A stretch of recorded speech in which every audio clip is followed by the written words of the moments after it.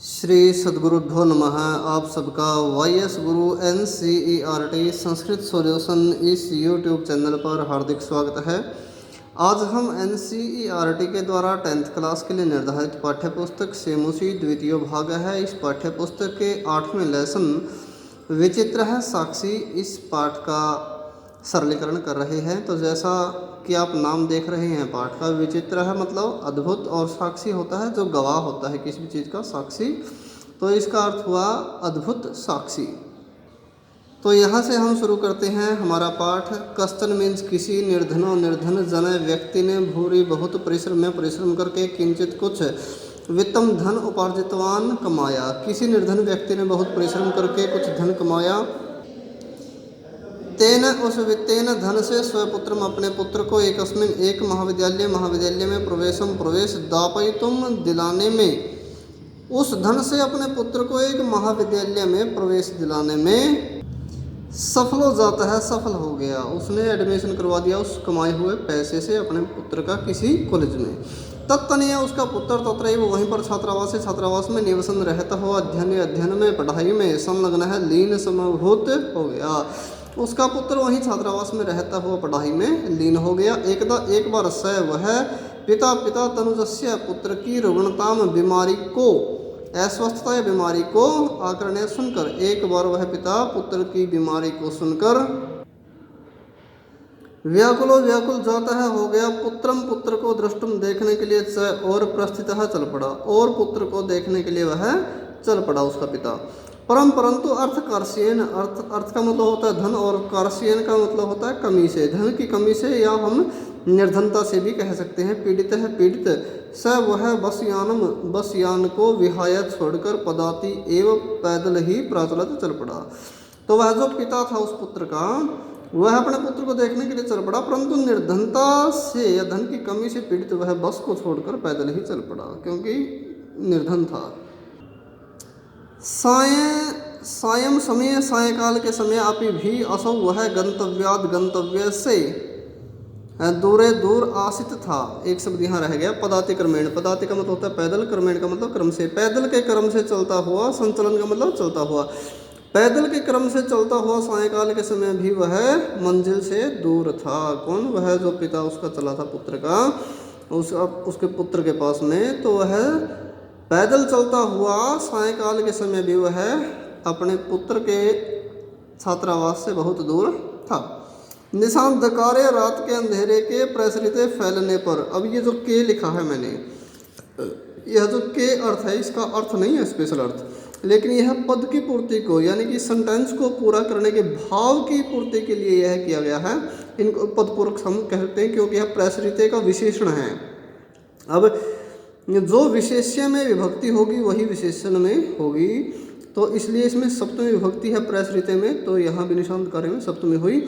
तो इसका अर्थ जो है वो रात के अंधेरे, वैसे तो सही अर्थ इसका सप्तमी के अनुसार रात के अंधेरे में होता है, लेकिन यहाँ फैलने पर, तो इसलिए इसका भाव हुआ रात के अंधेरे के फैलने पर। विजन एकांत या निर्जन प्रदेश में, रात के अंधेरे के फैलने पर एकांत प्रदेश में। पदयात्रा न शुभा, वहाँ पैदल चलना शुभ नहीं होता। भाई रात के अंधेरे में पैदल चलना एकांत में शुभ नहीं होता। एवं विचार्य, ऐसा विचार करके, स वह पार्श्व स्थित, पास में स्थित, गाँव में रात्रि निवास कर्तुम करने के लिए कंचित किसी गृहस्थी के उपागत है पास गया। तो ऐसा विचार करके वह पास में स्थित गाँव में रात्रि निवास करने के लिए किसी गृहस्थी के घर पर गया। करुणापूर्व दयालु गृहस्थी ने तस्मै उसको आश्रय प्रायच्छत प्रदान कर दिया, उसने आश्रय दे दिया जिसके पास हो गया था। विचित्रा देवगति, अद्भुत है देव का मतलब क्या होता है? भाग्य। यहाँ पर छात्र इस अर्थ शब्द को समझे। एक शब्द होता है देव, जिसमें ऐ की मात्रा नहीं होती, देव, वो उसका अर्थ होता है देवता, और यहाँ दैव है, देव का मतलब होता है भाग्य, गति का मतलब लीला या गति, कि भाग्य की लीला या भाग्य की गति अद्भुत है। तस्याम एव रात्रौ, उस ही रात में जब वो ठहरा हुआ था। तस्मिन, उस गृह, घर में, कश्चन कोई चोर है, चोर गृहाभ्यंतर प्रविष्ट, घर के अंदर प्रवेश कर गया। उसी रात में कोई चोर उस घर के अंदर प्रवेश कर गया जहाँ वो ठहरा हुआ था। तत्र वहाँ पर निहिताम रखी हुई एक मंजूषाम संदूक को आदाय लेकर पलायित भाग गया। वहाँ पर एक रखी हुई संदूक को लेकर भाग गया, किसी पेटी को यानी कि छोटी संदूक को लेकर वह चोर भाग गया। चौरस्य पाद ध्वनिना, चौरस्य चोर के पाद ध्वनिना पैरों की आवाज़ से प्रबुद्धो जागा हुआ अतिथि चौर संख्या चोर की आशंका से तम उसके अनवधावत पीछे दौड़ा अग्रहणात च और उसको पकड़ लिया। तो उस अतिथि ने चोर की आशंका से वह उसके पैरों की आवाज़ से जाग गया और उसके पैरों की आवाज़ से चोर के पैरों की आवाज़ से जागा हुआ अतिथि चोर की आशंका से उसके पीछे दौड़ पड़ा और उसको पकड़ लिया। परंतु विचित्र अघटत घटना घटी परंतु तभी एक विचित्र घटना घटी। चोर ने एव ही उच्चाई जोर से या ऊंचे से क्रोशितम चिल्लाना आरभत शुरू कर दिया। अब चोर ने ही जोर से ऊंचे से चिल्लाना शुरू कर दिया, चोरोयम यह चोर है इति ऐसा उसने चोर करके चिल्लाना शुरू कर दिया, खुद चोर ने ही। तस्य उसकी तार सुरेण ऊंची ध्वनि से या ऊंची आवाज से प्रबुद्धा जागे हुए ग्रामवासी है गांववासी उसकी ऊंची आवाज से जागे हुए गांववासी स्वगृहात अपने घर से निष्क्रम में निकलकर तत्र वहां पर आगछन आए वराकम अतिथिम बेचारे अतिथि को एव ही च और चोर मत्वा मानकर अभर्ष्यन डांटने लगे या भला बुरा कहने लगे। तो सारे गांव वाले अपने घर से बाहर निकल आए और उस बेचारे अतिथि को ही चोर मानकर उसको डांटने लगे या भला बुरा कहने लगे, क्योंकि सबके लिए वह नया था, गांव से बाहर का था। यद्यपि ग्राम से गांव का आरक्षी पहरेदार एव ही चोर आसित था, यद्यपि गांव का पहरेदार ही चोर था। तत्क्षण उसी समय एव ही रक्षा पुरुष है चौकीदार ने या सिपाही ने जो खुद चोरी कर रहा था, उसी सिपाही ने या उसी चौकीदार ने तम उस अतिथि को चोरोयम यह चोर है इति ऐसा प्रख्याप्य स्थापित करके सिद्ध करके लोगों के बीच में चिल्लाकर सिद्ध कर दिया कि यह चोर है, मैंने इसको पकड़ लिया। तो उसको कारागारे प्रक्षिप्त जेल में डाल दिया। उसी समय उस चौकीदार ने अतिथि को यह चोर है ऐसा स्थापित करके सिद्ध करके उसको जेल में डाल दिया। अगले दिन स वह आरक्षी पहरेदार चोरियाभियोगे चोरी के मुकदमे में तम उसको न्यायालय यानी कि कोर्ट में नीतवान ले गया। अगले दिन वह पहरेदार उसको चोरी के मुकदमे में न्यायालय ले गया। न्यायाधीश बंकिम चंद्र है, बंकिम चंद्र ने। अब देखो यह मोस्ट इम्पोर्टेंट क्वेश्चन है, क्योंकि बंकिम चंद्र यहाँ पर न्यायाधीश का रोल निभा रही हैं। तो न्यायाधीश का अगर प्रश्न आ जाए कि न्यायाधीश कौन था तो इसका नाम पता होना चाहिए कि कौन था, बंकिम चंद्र चटर्जी। तो न्यायाधीश बंकिम चंद्र ने उभाभ्याम दोनों के द्वारा पृथक अलग अलग विवरण श्रुतवान सुना गया। तो बंकिम चंद्र ने तो न्यायाधीश बंकिम चंद्र ने दोनों के द्वारा अलग अलग विवरण सुना। ये गया मैंने वैसे लिख दिया था, गया नहीं आएगा यहाँ। अगर बंकिम चंद्रेण होता बंकिम चंद्र के द्वारा तो सुना गया ठीक था, लेकिन यहाँ सुना लिखेंगे सिर्फ। इसके बाद सर्वम सारे वृत्तम वृत्तांत को या बात को विवरण को अवगत्य जानकर सैव उसने तम उसको किसको अतिथि को निर्दोष अमन्यत माना। तो सारा विवरण सुन के उस बंकिम चंद्र ने जज ने उस अतिथि को निर्दोष माना। आरक्षणम चौकीदार को च और दोष भाजनम दोषी और चौकीदार को दोषी माना। यह उसने मान लिया, परंतु प्रमाणाभावात, प्रमाण क्या होता है, सबूत, प्रूफ जिसको हम कहते हैं, प्रमाण की कमी से अभावात, दो शब्द जुड़े हैं, प्रमाण प्लस अभावात, प्रमाण की अभाव से प्रमाण की कमी से सैव है, यह इसी में है, इसी का ही एक अर्थ है यह, प्रमाण की कमी से। स वह निर्णय तुम निर्णय नहीं असकनौत कर सका, प्रमाण की कमी से, सबूत की कमी से वह निर्णय नहीं कर सका।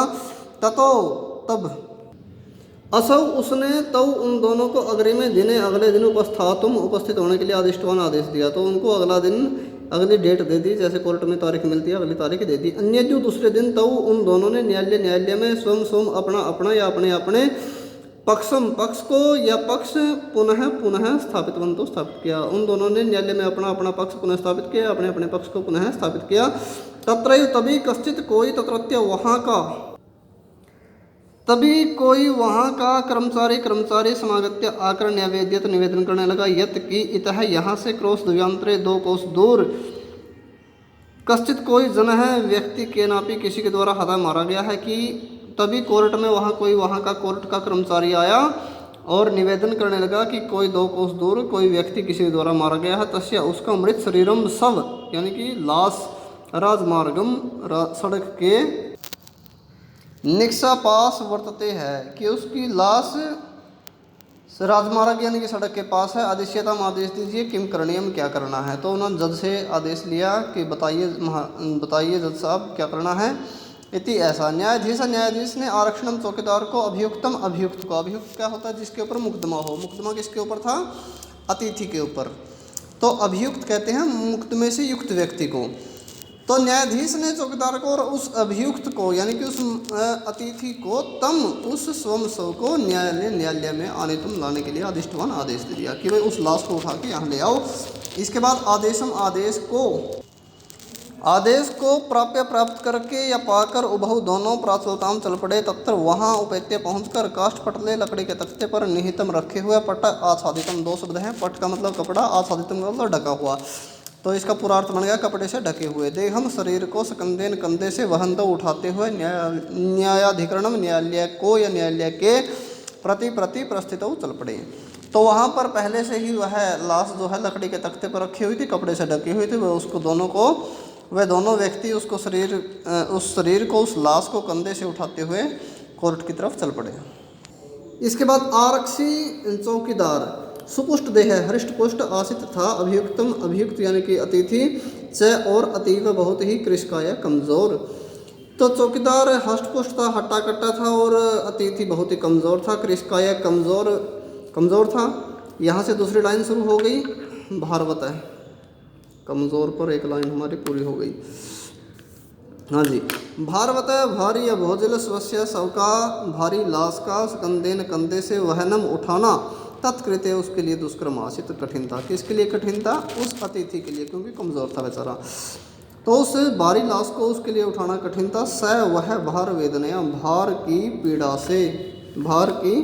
से वजन की पीड़ा से क्रंदते समय चिल्ला रहा था, वह भार की पीड़ा से चिल्ला रहा था। तस्य उसका या उसकी क्रंदनम रोना या चिल्लाना या चीख, इनमें से कोई सा भी अर्थ लगा सकते हैं। उसका रोना सुनकर या उसका चिल्लाना सुनकर या उसकी चीख सुनकर, निशम्य सुनकर, मुदित प्रसन्न आरक्षी चौकीदार ने तम वाचा उसको कहा, रे दुष्ट तस्मिन दिने उस दिन तव्या तुम्हारे द्वारा अहम मैं चोरिता यह चोरी की गई, उस दिन मैं तुम्हारे द्वारा चोरी की गई।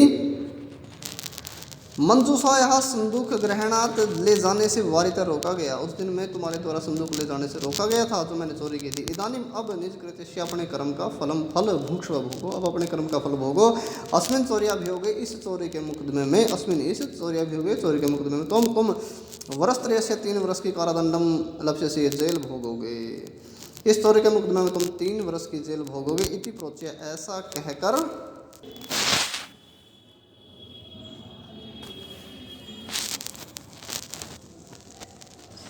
हाँ, यहाँ पर है इस चोरी के मुकदमे में तुम वर्षत्रय से 3 वर्ष की कारादंडम लक्ष्य से जेल भोगोगे। इति ऐसा प्रोच्य कहकर उच्च अहसत जोर से हंसा, यथा कथनचित जैसे तैसे।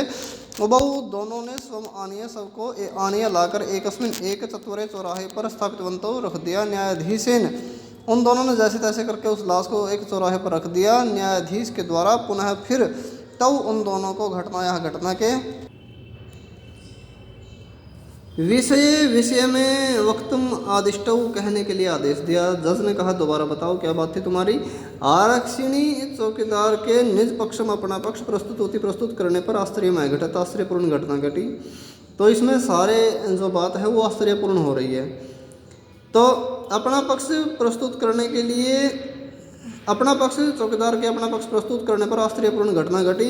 सस्व वह लाश या उस लाश ने प्रावार का मतलब क्या होता है? जो चीज़ ढकी हुई हो उसको हम आवरण कह सकते हैं। आवरण को यानी कि ढकी हुई चीज़ को, कपड़े को जो भी ढका हुआ था उस आवरण को अब सारे हटाकर न्यायाधीश को अभिवादन करके निवेदन किया।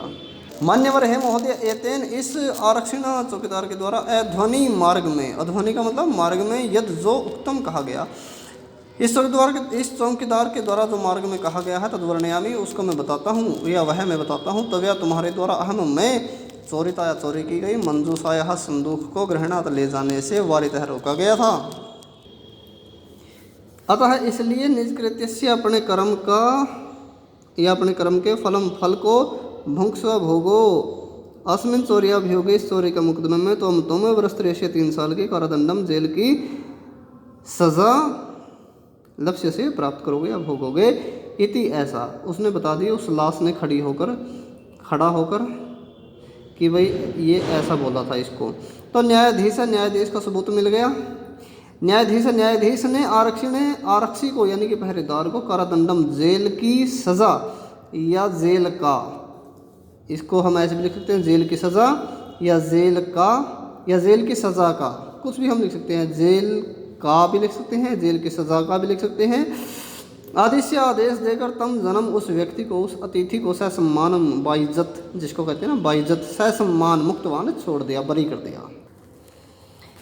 अतएव इसलिए ही उच्चते कहा गया है। यह श्लोक है, लास्ट में इस पाठ का श्लोक है। दुष्कराणी कठिन अपि भी कर्माणि, कार्यों को भी नहीं आएगा यहाँ पर, भी तो अपि के लिए आता है, ऊपर आ गया था भी।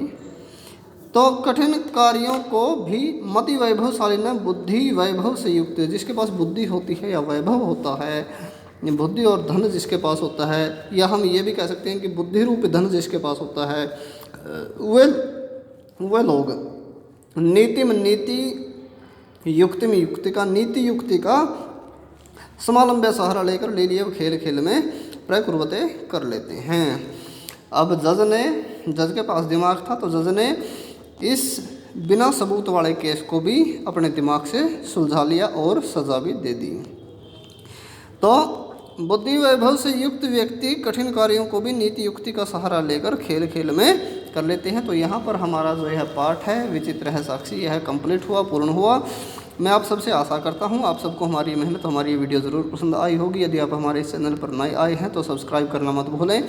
हमारे इस चैनल को ज़्यादा से ज़्यादा लाइक करें, शेयर करें, कमेंट करें। धन्यवाद। जय तु संस्कृतम, जय तु भारतम।